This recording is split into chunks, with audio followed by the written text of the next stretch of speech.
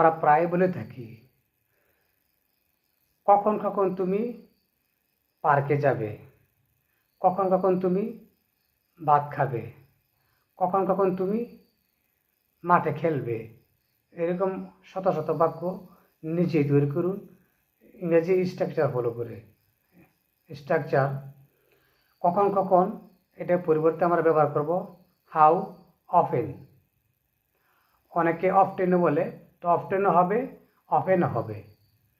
কখন কখন তুমি ঢাকা যাও, how often do you go to Dhaka.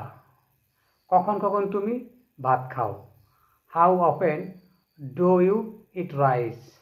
কখন কখন তুমি খেলতে যাও, how often do you go to play.